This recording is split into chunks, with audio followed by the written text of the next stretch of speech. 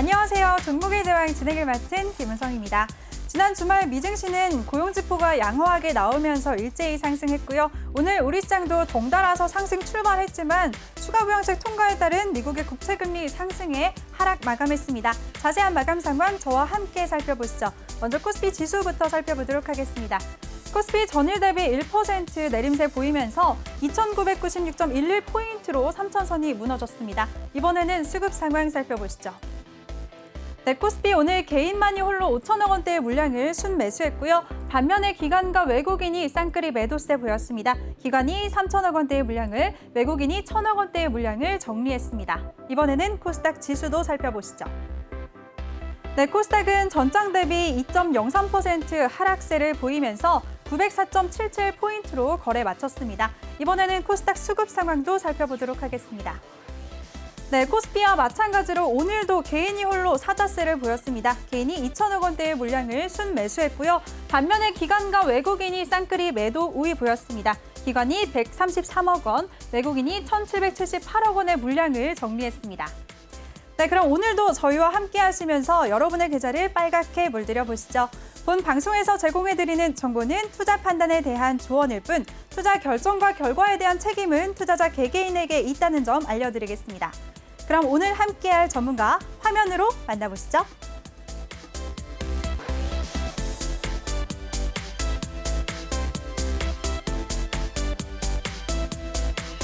네, 부드럽지만 카리스마 있는 신강섭 전문가 나오셨습니다. 전문가님 안녕하세요. 네, 안녕하세요.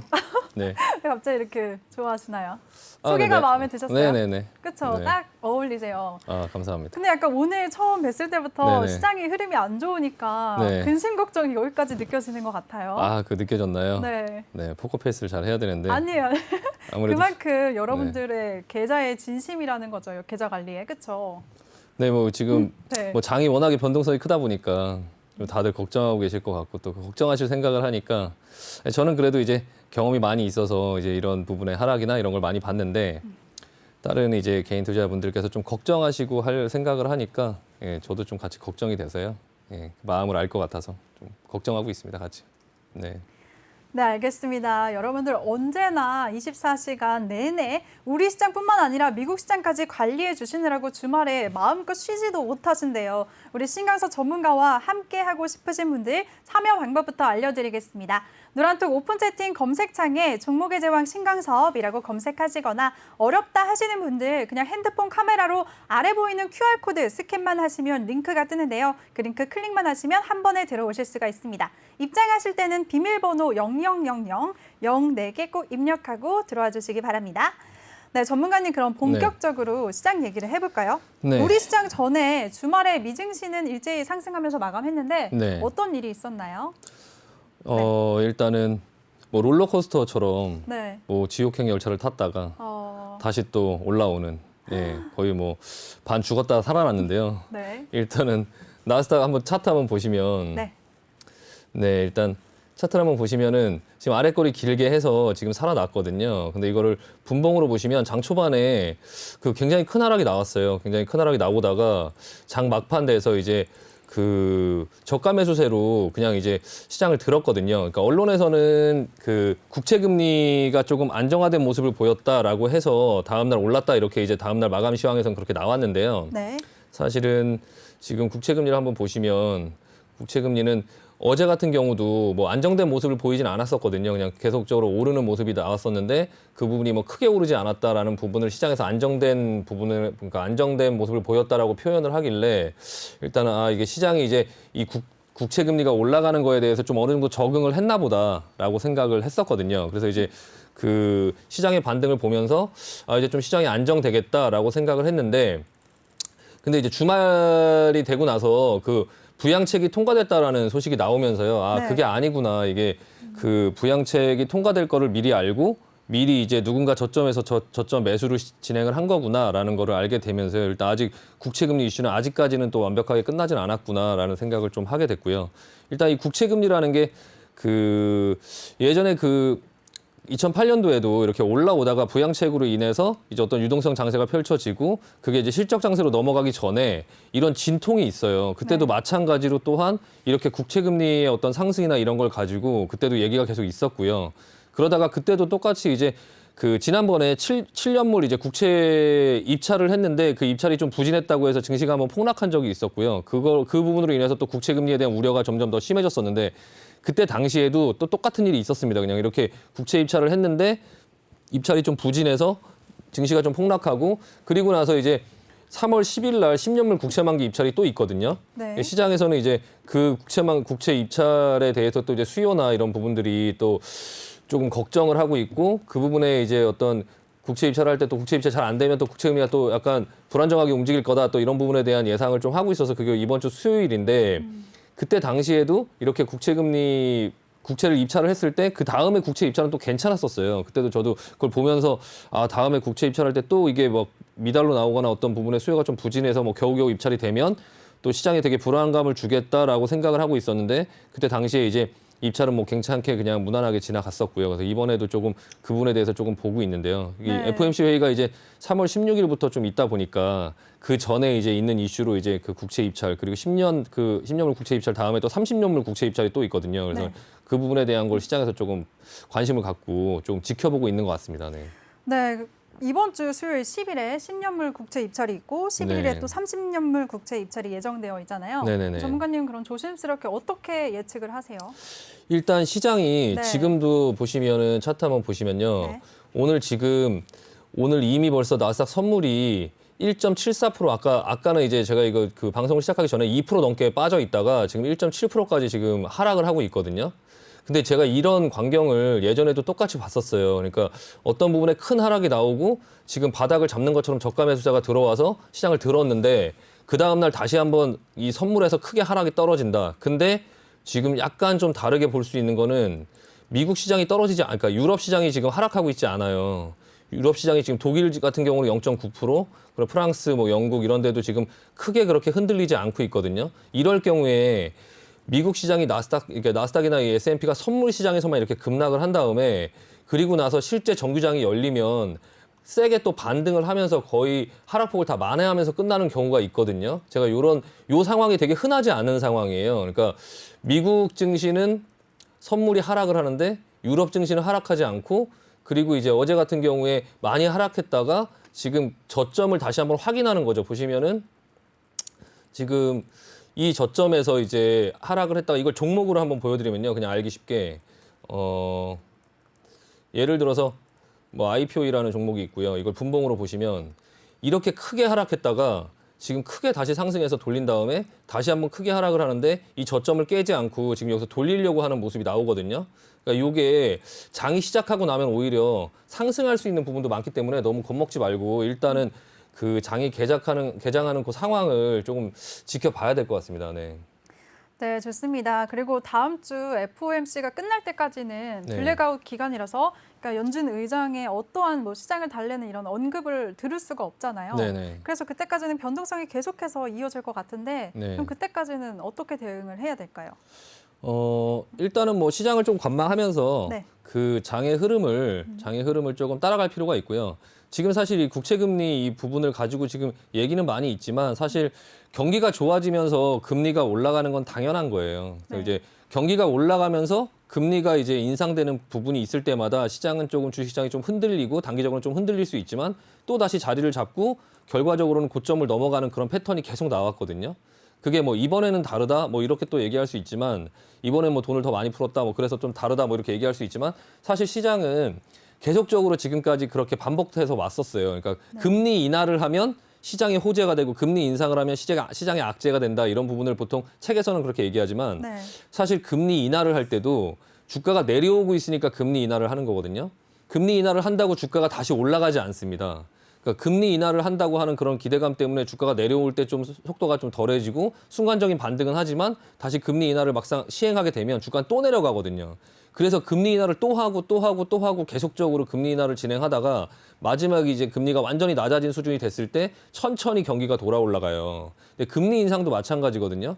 처음에 지금 금리가 굉장히 낮은 상태, 지금 제로 금리인 상태에서 경기가 돌아 올라가는데 그 금리 인상, 이제 시장의 금리가 올라가고 이런 부분들이 만약에 없다면 그게 나중에 한 번에 금리 인상을 하게 되면서 시장에 충격을 줄 수 있어요. 그래서 그 전에 이제 금리 인상이 조금씩 된다고 하더라도 시장은 결과적으로는 그냥 상승장에 있는 하나의 조정으로 지금 나오고 있는 거지, 이게 금리 인상을 한다고 해서 여기서 단번에 그냥 바로 하락장으로 돌린다라는 건 아니거든요. 네. 그러니까 예전에 근데 시장은 왜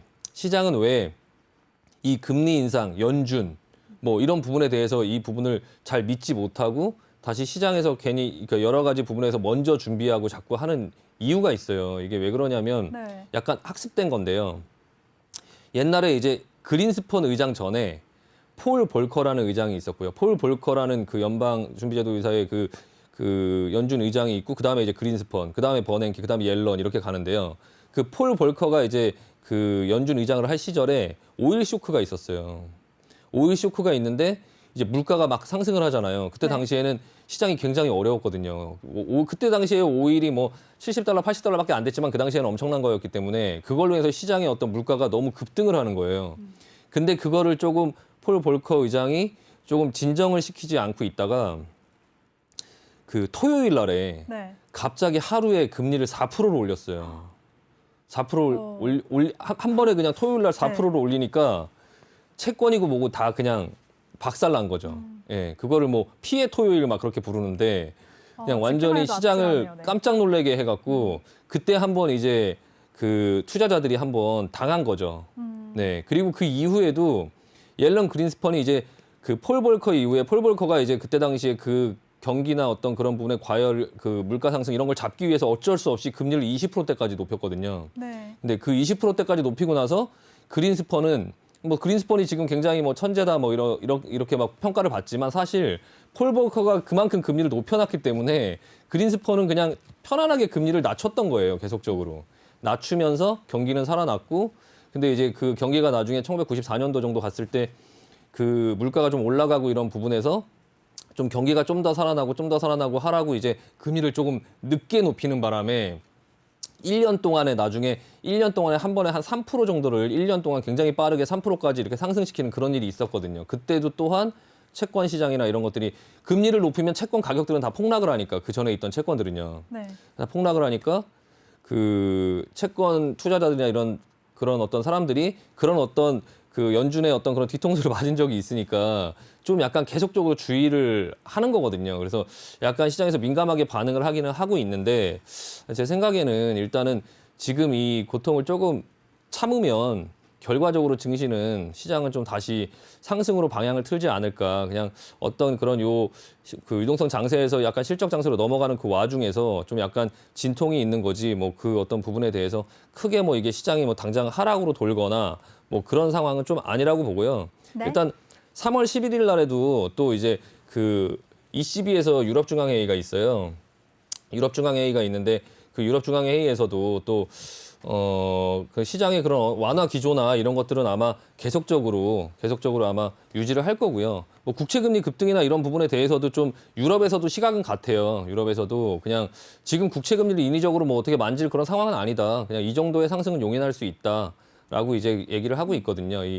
근데 이게 사실 이 국채, 이 장기물 이제 국채가 지금 이제 물가가 좀 올라가고 이제 그 어떤 이율이 올라가고 이러면 가격이 하락하니까 그 부분을 갖고 있는 사람들과 이런 정책자들과 어떤 약간의 그런 좀 싸움을 하고 있는 것 같아요. 그러니까 자기들이 갖고 있는 국채가 금리가 올라가면 가격이 하락할 것 같으니까 시장에다가 이제 조금씩 먼저 이제 팔아야 되고, 또 그런 부분에 어떤 금융시장에 좀 충격을 주면서 이 국채들을 조금 자기네들 거를 좀 사달라라고 지금 이렇게 뭐 파월한테도 요청을 하는 거고, 좀 약간 어떤 항의성의 어떤 그런 부분도 좀 있는 것 같거든요. 그래서 네. 그 부분을 좀 파월을 좀 압박을 하고 FOMC 회의를 좀 압박하고 약간 그런 부분들이 좀 있는 것 같아서 일단은 그런 어떤 진통의 과정 중에 하나다라고 좀 생각이 됩니다. 네. 네, 좋습니다. 우리 신강서 전문가가 경기가 좋아지면서 금리가 인상되는 건 당연하다. 관망하는 자세로 지켜보자라고 긍정적인 의견을 주셨습니다. 전문가님, 그리고 네. 미증시 얘기하니까 또 테슬라를 짚고 넘어가지 않을 수가 없는데요. 네네네. 요즘에 한 달 동안 30%가 떨어졌어요. 네. 워낙 고평가됐다는 논란이 또 나오고 있는데 네. 어떻게 보시나요? 테슬라 주가를 한번 볼까요? 네. 테슬라가 사실 이제 굉장히 핫했는데 네. 테슬라 가지고 뭐 말이 많아요. 그래서 뭐 테슬라와 비트코인이 뭐 둘 다 뭐 과열됐다 이렇게 찰리 먼거라는 그 사람이 이제 그 워렌 버핏의 뭐 오른팔이라고 하기에는 좀 너무 거물이고 어쨌든 같이 이렇게 그 버크셔의 쌍두마차라고 할 수 있는데 그분한테 이제 이 테슬라와 비트코인을 어떻게 생각하냐 이랬더니 둘 다 미쳤다 이렇게 얘기를 하더라고요.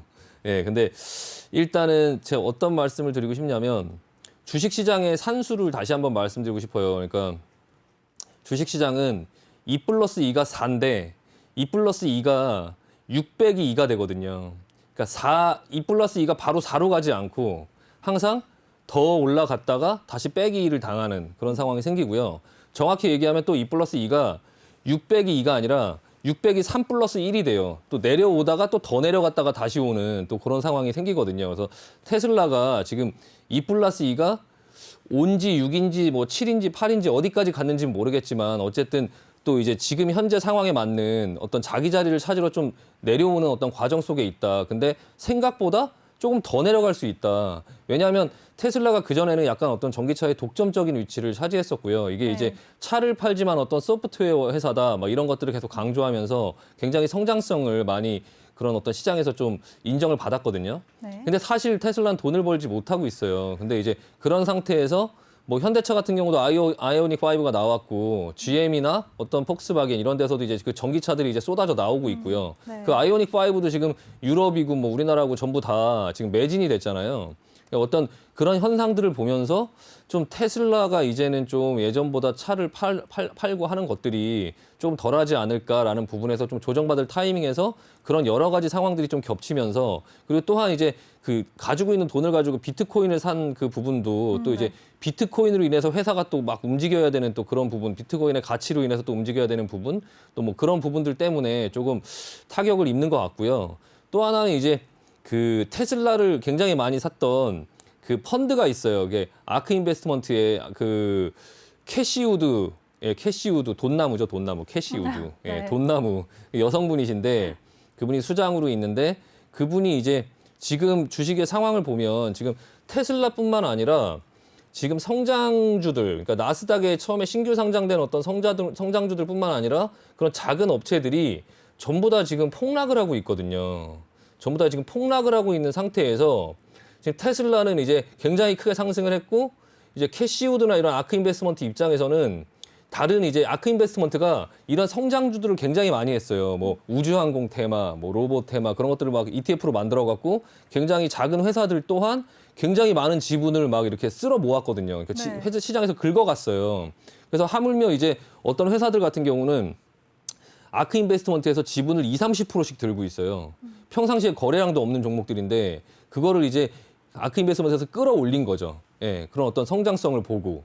근데 이제 요즘에 이제 그런 주식들이 폭락을 하면서 아크 인베스트먼트가 이제 좀 약간 펀드 ETF 수익률이 이렇게 안 좋아지다 보니까 지금 어떻게 하냐면은 테슬라 주식을 지금 팔고 있어요. 그러니까 테슬라를 굉장히 많이 샀었거든요. 예, 테슬라 주식을 팔고 있고 네. 또 애플 그런 어떤 주식들을 좀 팔고 있고 그러니까 좀 덜 떨어진 주식들을 이제 팔고 있고요. 그리고 이제 많이 떨어지는 어떤 그런 소형주, 중소형주들을 지금 사들이고 있거든요.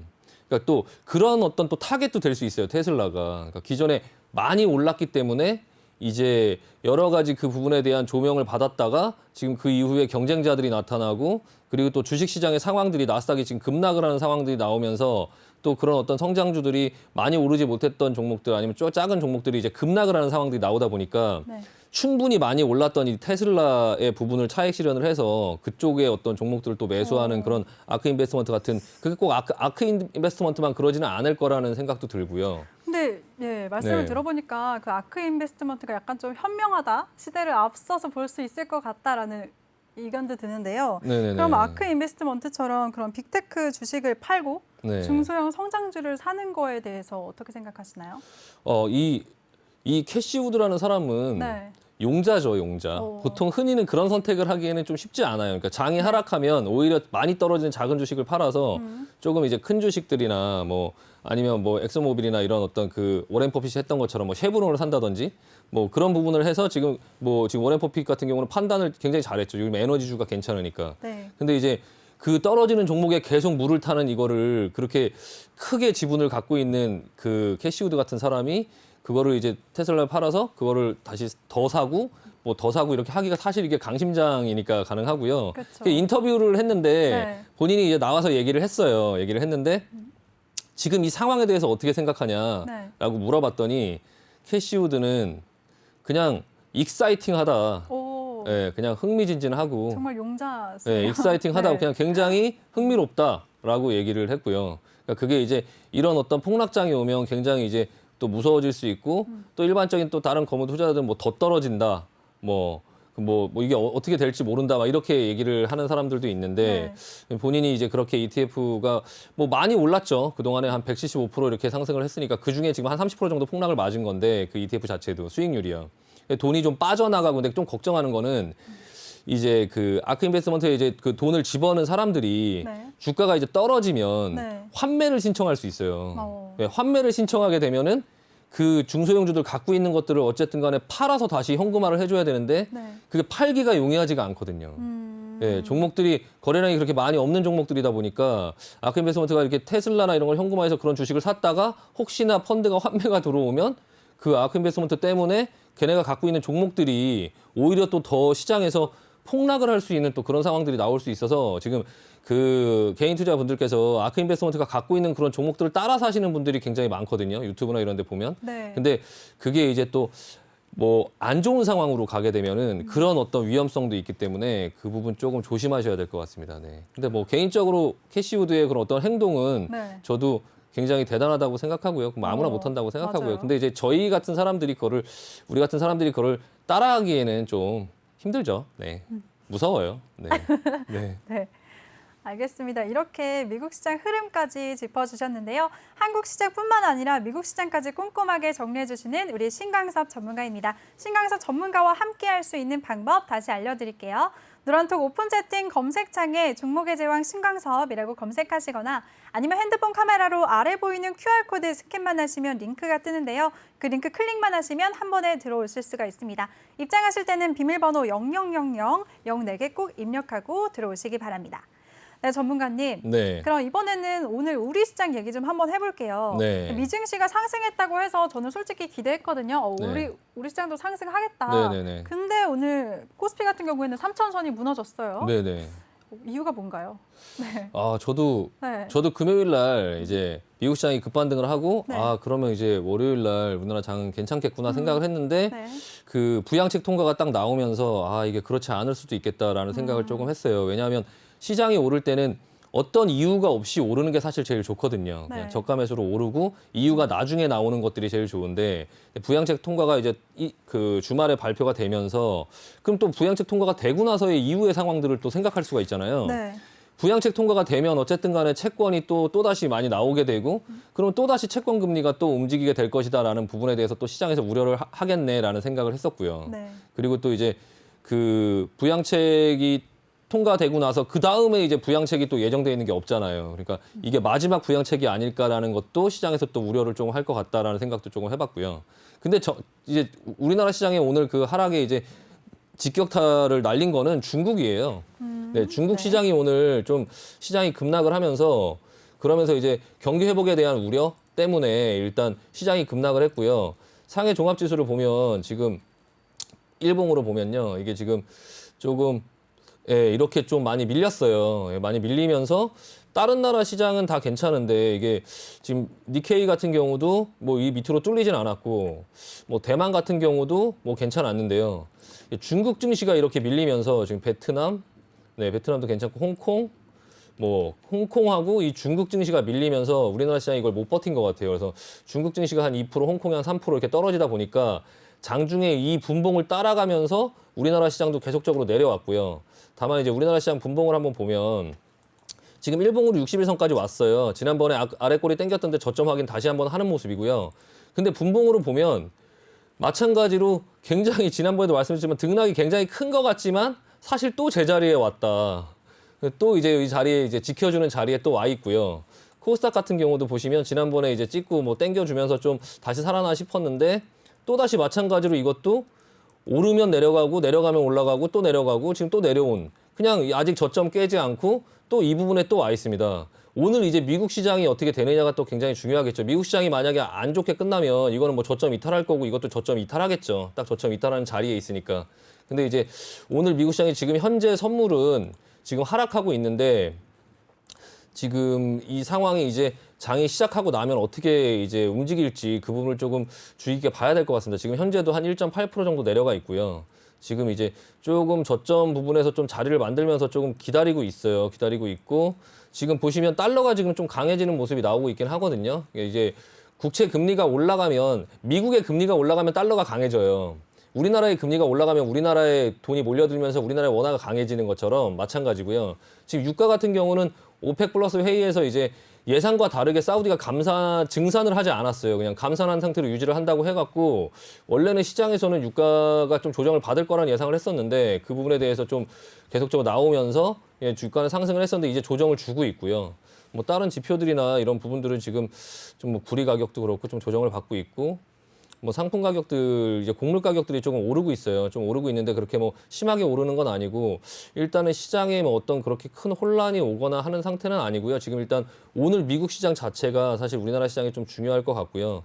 오늘 우리나라 시장에서 좀 약간 그 장 초반부터 약간 불안불안하다라고 생각을 했던 건 환율이 장 초반부터 좀 올라서 시작하더라고요. 그러니까 미국의 증시가 급등을 했고 이제 부양책도 통과가 됐는데 환율이 급등을 해서 시작하는 것들을 보니까 그 환율이 또 이제 빨리 내려가지 못하고 지금 양봉으로 끝났잖아요. 그러니까 계속적으로 올라가는 모습을 보면서 아, 시장이 조금 불안하다라는 생각을 조금 계속 했었거든요. 네. 근데 이제 그 매매 주체를 보면 요즘에 지금 연기금이 계속적으로 매도세가 계속 나오면서 네. 연기금 때문에 이제 좀 주가가 계속적으로 가지 못하고 계속적인 매도를 하고 있는데 아직도 20조를 더 판다 뭐 이런 얘기를 하고 있어서 팔 게 남아 있다는 것도 신기해요. 연기금 네, 거의 비중을 47일 연속인가 최장 기간 지금 매도세만 보이고 있거든요. 네네. 근데 뭐 이걸 네. 가지고 또 나쁘다고 할 수도 없는 게 연기금이라는 게 뭐 국민들의 어떤 그런 자산을 운영해서 네. 나중에 이게 수익을 내서 어쨌든 연금을 지급해야 되잖아요. 네. 근데 그 부분을 뭐 개인 투자자가 우리 주식 떨어진다고 해서 연기금한테 팔지 마라 이렇게 할 수 있는 사안은 아닌 것 같고요. 그냥 네. 연기금 자체의 어떤 운영하는 어떤 방침에 의해서 이 판단이 뭐 맞아서 나중에 뭐 그 연금을 지급할 때나 이럴 때 뭐 도움을 주면 좋겠지만 일단은 그 계속적으로 지금 매도세는 나오고 있고 다만 근데 조금 아쉬운 건 그걸 본인들이 매도하겠다고 시장에 얘기를 했다는 게 좀 아쉬워요. 그러니까 그거를 패를 그냥 깐 거잖아요. 패를 보여준 거잖아요. 외국인들한테도 네. 우리는 팔 것이야라고 이렇게 보여줬으니까 그러면은 외국인들이 그걸 살까요?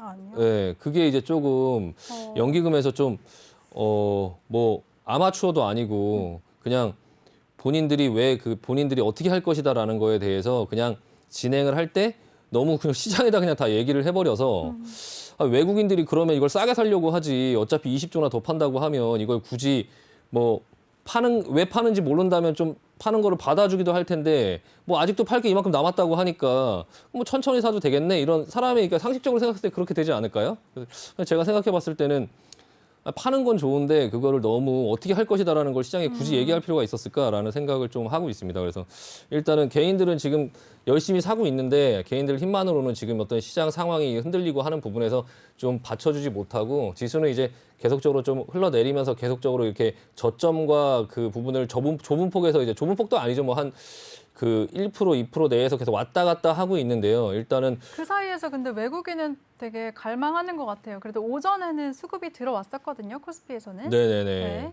그냥 좀 약간 관망하는 모습을 보이다가 또 시장이 밀리고 중국 증시가 밀리니까 요즘 네. 외국인도 중국 증시가 밀리면 또 같이 팔더라고요. 중국 증시가 밀리니까 이제 같이 매도세가 좀 나오면서 그러면서 이제 조금 그 당일 추이를 한번 보시면은 네, 외국인도 뭐 초반부터 조금 이제 관망하면서 다시 뭐 살려고 하다가 이제 쭉 그냥 밀어버리는 예, 코스닥 같은 경우는 쭉 밀었고요. 네. 코스피는 조금 사다가 이제 좀 다시 이제 중국 증시 개장하고 나서부터는 이렇게 매도세로 좀 바뀌는 그런 모습이 나왔고요. 일단은 뭐 제일 중요한 건 오늘 미국 증시죠. 뭐 오늘 미국 증시가 어떻게 되느냐에 따라서 아마 한국 증시도 레벨 다운을 할 것이냐. 지금 자리가 굉장히 중요하거든요. 이 부분에서 61선 이탈할 것이냐. 코스닥 같은 경우도 지금 보시면 여기서 지금 121선을 그냥 이탈할 것이냐, 여기서 더 빠진다고 하면 이게 이탈하게 되는데 이 부분을 이탈할 것이냐 아니면 여기서 지금 돌릴 것이냐 굉장히 중대한 기로에 와 있는 상태에서 지금 미국 증시가 하락을 하고 있어서 조금 불안하긴 한데 일단은 유럽 증시를 보면서 좀 다시 한번 미국 증시가 장이 개장하고 나면 다시 이렇게 반등을 하는 이런 경우도 있으니까 한번 좀 그 부분 좀 기대해 보도록 하겠습니다. 네. 네, 좋습니다. 참 우리 시장 눈치 보느라 힘든 요즘인 것 같습니다. 미국의 부양책 이슈에 흔들리고 또 중국 시장 유동성 긴축 우려에 조정받는데요. 오늘 밤 미국 증시를 눈여겨보자라고 정리해 주셨습니다. 그럼 오늘장 핫했던 이슈들 살펴보도록 하겠습니다. 첫 번째는 전문가님, 네. 오늘 바이넥스가 식약처로부터 6종의 제조와 판매를 중지한다는 보도가 나오면서 급락했어요. 네. 어떤 이슈가 있었나요? 일단은 네. 이게 바이넥스만의 문제가 아니라 지난번에 HLB도 그랬고 네. 뭐 휴젤도 그렇고 바이오주들이 지금 계속적으로 이게 약간 그런 느낌이 들어요. 그러니까 미국 증시의 이항이라든지 네. 뭐 니콜라라든지 이제 공매도 리포트가 나오면서 누군가 그거를 이제 조사해서 어떤 부분을 언론에 흘리고 하면서 주식을 이렇게 폭락을 시키는 거거든요. 바이넥스 같은 경우도 이제 뭐 언론에 YTN 뭐 어떤 그 부분에서 나왔다고 하는데 그게 이제 장 초반에는 바이넥스라고 딱 정황적으로 알 수 밝히진 있게끔만 예, 나오고 장 후반에 이제 이게 바이넥스구나라고 이제 생각을 해서 장 막판에 이런 식으로 떨어졌어요. 근데 제가 지난번에도 한번 말씀드렸지만 지금 바이오 주식들이 뭐 다른 주식들도 지금 많이 내려오곤 있지만 사실 이런 식으로 좀 뒷조사를 당하고 있는 거 아닌가. 예, 다른 회사들은 사실 뒷조사를 해도 사실 좀 밝힐 만한 것들이 딱히 그렇게 많이 없잖아요. 근데 바이오 주식 같은 경우는 굉장히 어렵잖아요. 뭐 임상 네. 1상, 임상 2상, 임상 3상 뭐 그런 것들을 진행할 때 뭐 또 허가된 원료를 썼냐, 뭘 했냐. 지난번에 예전에 뭐 한스바이오메드 같은 경우도 그 허가를 받은 물질을 쓰지 않았다라고 해서 주가가 굉장히 많이 하락을 했는데 근데 또 회사 입장에서는 10년 전에 허가받은 거를 기술이 발전을 하는데 10년 전 기술을 계속적으로 쓸 수가 있냐라고 또 얘기를 또 하니까 물론 그게 이제 중간에 당연히 기술이 바뀌었으면 그걸 다시 허가를 냈어야 되는데 그런 어떤 부분을 하지 못했다라는 부분도 있지만 사실 그런 어떤 그 얘기들이 이제 이슈가 굉장히 많을 수밖에 없는 네. 그런 부분이 지금 바이오 주식들이거든요. 근데 이제 코로나로 인해서 바이오 주식들이 이렇게 굉장히 급등을 많이 한 것들이 많아요. 네. 회사의 적정 가치. 아까도 말씀드렸지만 2+2가 만약에 4라고 쳤을 때 바이오 주식들이 지금 사실 40에 가 있는 것들도 있잖아요. 네, 20에 가 있는 것들도 있고. 이게 빼기 1, 2를 당할 것도 아니고 그 부분의 공간이 굉장히 갭이 크기 때문에 그런 부분을 좀 노려서 이런 그런 리포트나 아니면 이런 조사 뭐 이런 것들을 계속적으로 좀 당하면서 하나씩 지금 이런 부분들이 지금 문제가 계속 터지고 있으니까 좀 약간 너무 어렵기도 하고 이제 바이오주식들은 개인들이 잘 알 수가 없잖아요. 그러니까 네. 조금 지난번부터 말씀드렸지만 좀 피하자. 바이오 주식들 무섭다. 이게 지금 바이넥스 같은 경우도 지금 러시아 뭐 백신 그 부분에 대해서 네, 맞아요. 대행으로 러시아 이제 백신 뭐 만든다라고 위탁 생산 이슈가 위탁 생산 있으니까. 이슈가 있어서 좀 급등을 했는데 그때도 오를 때 사실 미리 오른 게 있어갖고 이렇게 상승이 크지 못했어요. 그래서 네. 크지 못하고 있다가 지금 다시 이제 내려와서 자리 지켜주는 듯 하다가 어떤 이슈가 터지면서 이렇게 급락을 하는데 이건 참 손 쓸 방법도 없거든요. 이게 분봉을 보시면은 뭐 팔 기회도 없어요. 그러니까 아침에 보고선 빨리 그냥 정리하지 않았으면 막판에는 그냥 뭐 수직 급락해버리면서 그냥 이게 25,000원 정도 권역에 있던 주가가 19,000원 정도에 끝났거든요. 그러니까 이게 지금 한 방에 이걸 맞으신 분들은 굉장히 좀 어이가 없을 거예요. 이게 네. 예, 이걸 지금 이렇게 당해보는 경우가 사실 이게 진짜 어이가 없거든요. 근데요, 전문가님. 네. 방금 이렇게 언급하신 것처럼 이 바이넥스는 이 오늘 나왔던 그 이슈 말고도 러시아 네. 백신 위탁 생산 그 모멘텀이 있었잖아요. 상승 네. 모멘텀이. 네. 근데 그거는 아직 죽지 않았다. 한번 기다려보자라고 생각하시는 분들도 있거든요. 근데 어떻게 생각하시나요?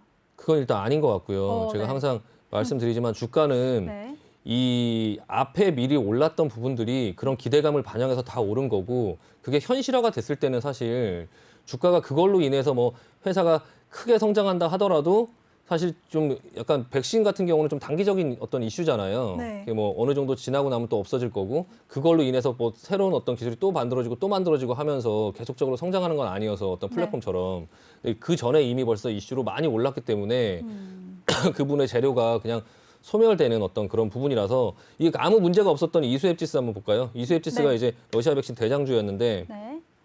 일단 러시안 백신 그 얘기가 나오고 나서 위에서 이제 그 물량이 한번 터지고 나서 거의 뭐 그냥 수직 급락 밑으로 그냥 제자리로 다시 돌아왔다가 이 부분에서 다시 이제 기술적으로 반등으로 다시 또 이제 올라오는 부분들이 이제 있고 이게 사실 이 올라오는 기간 중에 그 러시아 백신 그 위탁 생산이 이때 확정된 게 아니었어요. 그러니까 할 수 있다라는 어떤 이슈로 이만큼 올라왔고요. 내려왔는데 아 확정됐다, 뭐 양해약서를 체결했다, 뭐 이런 얘기가 나오면서 좀 반등을 하는데 사실 반등의 힘을 보면 앞에보다 현저하게 약하잖아요. 그러니까 이거는 이제 이렇게 소멸되는 겁니다. 이제 점차적으로 소멸되는 건데 그런 과정 속에서 이제 악재가 바이넥스가 뜨면서 그냥 밑으로 완전 그냥 급락을 하는 그런 부분들이 있다 보니까 지금 아직도 이제 바이오 주식들을 갖고 이제 코로나 백신이라든지 아니면 뭐 치료제 뭐 이런 부분에 대한 이슈를 가지고 좀 내려가는 주식인데도 계속 붙잡고서 이제 그런 부분을 기다리고 계신 분들이 있다면 네. 그냥 빨리빨리 좀 정리를 하시는 게 어떤 그런 부분에 큰 이슈로 큰 하락을 하기 전에 좀 빨리빨리 정리를 하시는 게 좀 나을 것 같고요.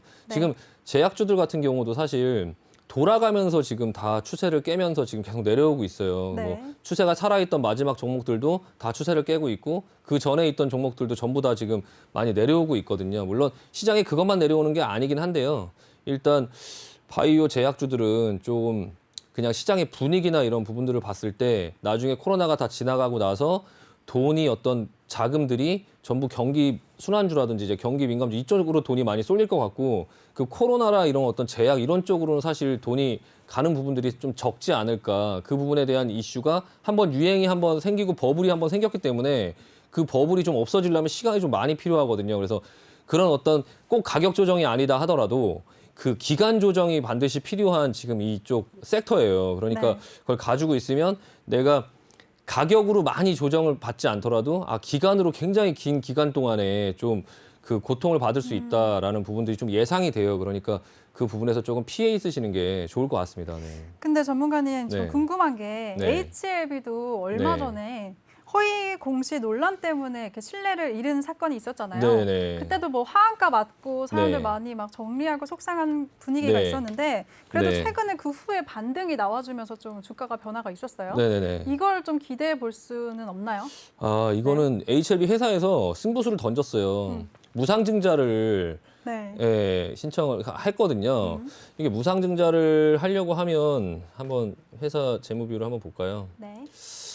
네, 지금 회사 어떤 바이오 회사다 보니까 그래도 바이오 회사 치고는 유보율이나 이런 게 많아서 있는 자금을 갖고 지금 무상증자를 하면서 지금 하한가를 맞고 반등을 했다가 다시 죽었거든요. 근데 요날 상승을 했던 게 이제 무상증자를 하겠다라고 해서 이제 했는데 지금 주가는 좀 올라오고 있어요. 근데 이제 21선 정도에 이제 부딪혔고 제가 그때 한번 말씀을 드렸었는데 이게 만약에 8만 원권을 넘기 시작하면 어떤 현상이 생기냐면 8만 원 정도 됐을 때 좀 봐야 된다라고 그때 말씀드렸어요. 왜냐하면 여기잖아요. 지금 보시면 기술적으로 여기서 폭락이 떨어지고 반등이 나왔다가 여기서 팔 수 있는 기회, 여기서 못 팔았던 사람들이 여기서 팔려고 했는데 여기서 못 팔고 다시 밑으로 끌려 내려갔어요. 그러니까 요 사람들이 갖고 있는 사람들의 심정은 다시 한 번만 기회를 주면 나가고 싶다라고 생각을 할 거예요. 굉장히 들고 있으면 굉장히 무섭거든요. 이게 지금 심사를 받고 뭔가를 하고선 어떤 그런 부분 결과가 나올 텐데 진짜 그 뭐 야수의 심장을 가지신 분들은 그 결과를 보겠지만 사실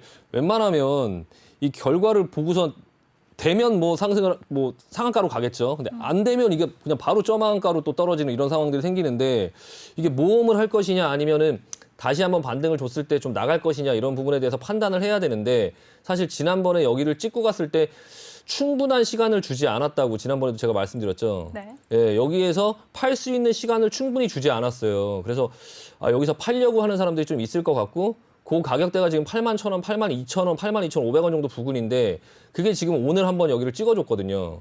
그러니까 지금 좀 장 초반이나 어떤 부분의 흐름에서 한 번에 이렇게 깨지는 흐름이 좀 나왔어요. 그래서 약간 좀 HLB도 지금 기술적으로 봤을 때도 조금 이제 요 정도 반등을 했을 때 좀 매도세가 많이 있으니까 좀 조심하자라는 말씀 드리고 싶고요. 이 결과를 봐야 되는데 이 결과는 뭐 저도 알 수 없어요. 이거는 뭐 누구도 알 수 없는 부분이라서 뭐 심사 결과가 어떻게 나올지 그 부분에 대해서 모험을 걸 것이냐 아니면은 다시 한번 기회를 줬을 때 이만큼 정도의 기회를 줬을 때 그냥 판을 접을 것이냐 뭐 이 결정을 한번 하셔야 될 것 같습니다. 그래서 약간 조금 어려운 영역입니다. 네. 네. 네, 알겠습니다. 늘 제약바이오주에 대해서 조심하자라고 언급해주고 계시는 우리 신강섭 전문가입니다. 그럼 다음 이슈 바로 살펴보도록 하겠습니다. 전문가님, 네. 내일 드디어 올해 상반기 기업 공개 최대어로 꼽히는 SK 바이오사이언스의 청약일인데요. 네. 어떻게 보세요? SK 바이오팜처럼 뭐 따상을 기록하고 3거래일 연속 뭐 상한가를 기록할 것 같다라고 예측하는 분들도 많거든요. 아마 SK 바이오사이언스의 흐름은 괜찮을 거예요. 일단은 수요자들이 많이 있을 거고 네. 예전에 SK 바이오팜 같은 경우도 굉장히 이제 수요자들이 많았었잖아요. 근데 다만 이제 바이오팜보다는 인기가 좀 덜하지 않을까. 왜냐하면 코로나도 지금 이제 지나가고 있는 그런 상황이고 네. 그때 당시에는 이제 그 코로나 이슈가 굉장히 핫했었기 때문에 코로나와 관련된 어떤 주식들이 다 급등을 하고 막 이런 상황이어서 SK 바이오팜 같은 경우는 굉장히 흐름이 괜찮았는데 바이오 사이언스도 어쨌든 뭐 흐름은 괜찮겠죠. 다만 이제 어차피 그 바이오 사이언스는 입찰을 해도 그거를 뭐 공모 청약을 해도 사실 경쟁률이 많다 보니까 많이 살 수 없어요. 그래서 대부분의 분들이 어떻게 하시냐면은 그 지분을 갖고 있는 SK 케미칼이나 네. 뭐 SK라든지 뭐 SK 디스커버리라든지 이런 주식을 이제 사갖고 가지고 계시는 거죠. 그 상장을 했을 때 어떤 기대감 때문에. 네. 그래서 SK 바이오팜 같은 경우 때문에 SK 케미칼이 굉장히 많이 올라왔어요. 네. SK 케미칼이 지분을 갖고 있다 보니까. 근데 지금 SK 케미칼 주가를 보면 사이언스가 내일 상장을 하는데 주가 왜 이런가요? 네.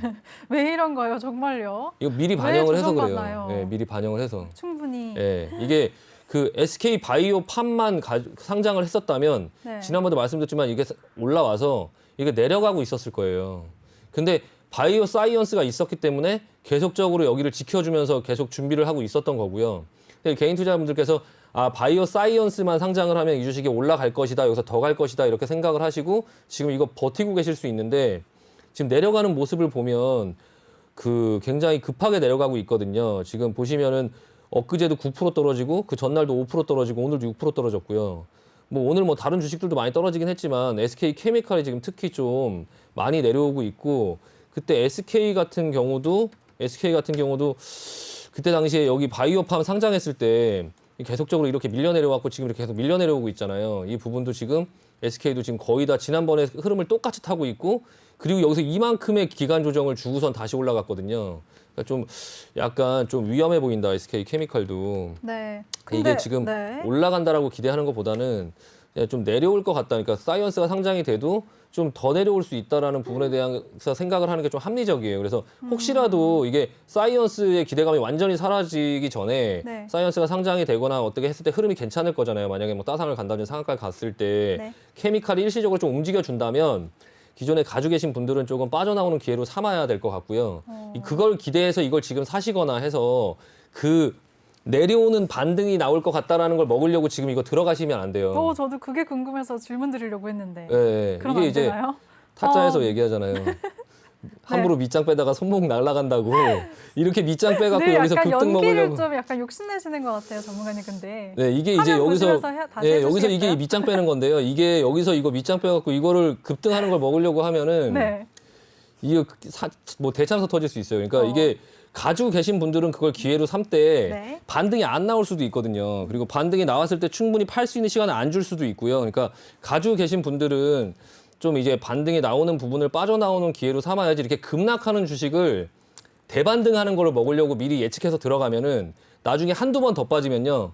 반등이 나와도 내가 산 가격이 안 올 수가 있어요. 그러니까 하락장에서는 보통 그런 매매를 많이 하거든요. 하락장에서는 이렇게 내려온 게 지금 보시면 사이즈가 사실 거의 반등이 나올 때가 오긴 왔어요. 그냥 기술적으로 보면 여기 사이즈와 반등을 주고 나서 여기 사이즈가 이제 비슷하잖아요. 그러면 이제 만약에 한 번 더 빠진다면 아래 꼬리 잡을 수 있고요. 여기서 반등이 한 번 나올 수는 있는데 그 반등 폭이라고 해봐야 뭐 얼마가 나올지 모르고 그거에 이제 선수들의 영역인데 그거를 이제 함부로 따라 하시다가 만약에 이제 잘못되면 이거 계속 끌려 내려갈 수 있기 때문에 위로 먹을 수 있는 건 10% 미만 뭐 밑으로 내려갈 건 20-30% 깨질 수 있는 그런 가능성에서 거기다가 배팅을 하실 필요는 없으실 것 같습니다. 네. 네, 그럼 전문가님, SK 케미칼이 SK 바이오사이언스의 상장 기대감으로 많이 주가가 올랐는데 네네. 만약에 상장하게 되면은 어떻게 될지는 모르는 거잖아요. 네네네. 근데 바이오사이언스를 제외하고라도 SK 케미칼 자체만의 가치는 어떻게 보세요? 그거는 네.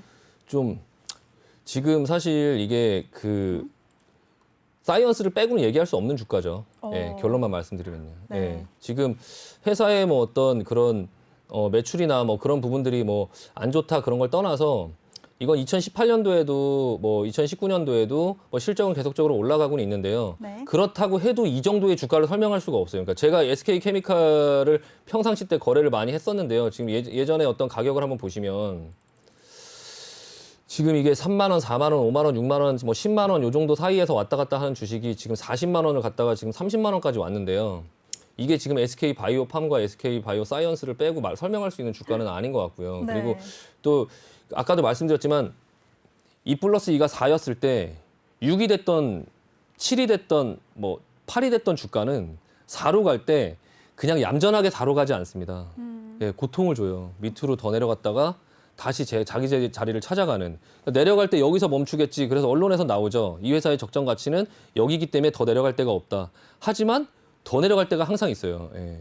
내려가다 보면 더 내려갔다가 다시 올라오는 이런 부분이 있는데 그 기간 동안에 굉장히 고통스럽고 그런 어떤 불확실성. 그러니까 올라갈 걸 알지만서도 내려가는 어떤 상황들이 생겼을 때 이게 굉장히 공포스럽고 굉장히 무섭거든요. 그러니까 지금 시장이 그래요. 지금 시장이 저 또한 매매를 하고 하지만 국채 금리로 인해서 지금 경기가 좋아져서 인플레이션이나 이런 게 우려돼서 금리가 올라가는 부분 때문에 시장이 지금 내려오고 있고 나스닥 종목들 같은 경우는 뭐 그런 어떤 금리가 올라가면 회사의 투자나 뭐 이런 부분들을 못할 것이다라고 생각해서 지금 그런 어떤 나스닥 성장주들이 위주로 빠지고 있잖아요.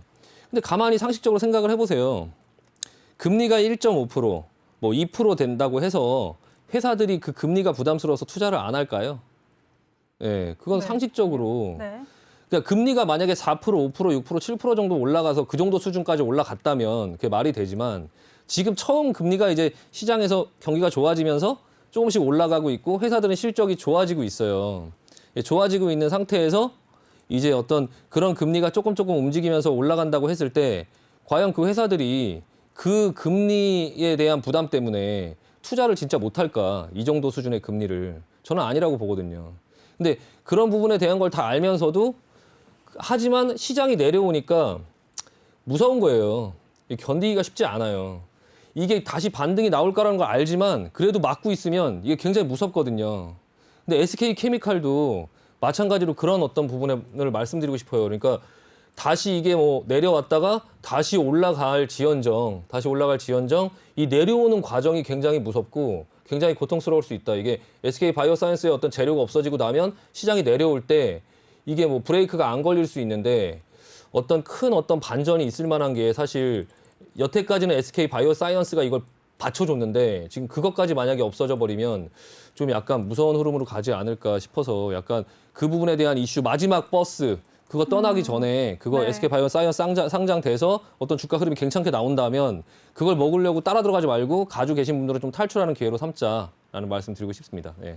네, 알겠습니다. 좋습니다. SK케미칼까지 오늘장 이슈들 짚어봤습니다. 이렇게 꼼꼼하게 시장을 분석해주시는 신광석 전문가와 함께하고 싶으신 분들 참여 방법 다시 알려드리겠습니다. 노란톡 오픈 채팅 검색창에 종목의 제왕 신광섭이라고 검색을 하시거나 어렵다 못 찾겠다 하시는 분들 그냥 핸드폰 카메라로 아래 보이는 QR코드 스캔만 하시면 링크가 뜨는데요. 그 링크 한번 클릭만 하시면 바로 한 번에 아주 쉽고 빠르게 들어오실 수가 있습니다. 입장하실 때는 비밀번호 0000 04개 꼭 입력하고 입장해 주시기 바랍니다. 네, 전문가님 오늘도 네. 한 시간이 또 금방 갔네요. 네, 수고 네, 많으셨어요. 네, 수고하셨습니다. 네. 수고하셨습니다. 네, 이따 뵙겠습니다. 잠시 후 2부에 뵐게요. 네. 네, 본 방송에서 제공해드린 정보는 투자 판단에 대한 조언일 뿐 해당 종목의 상승 또는 하락을 보장하지는 않습니다. 그럼 저는 잠시 후 2부에서 다시 찾아뵙겠습니다. 채널 고정해주세요.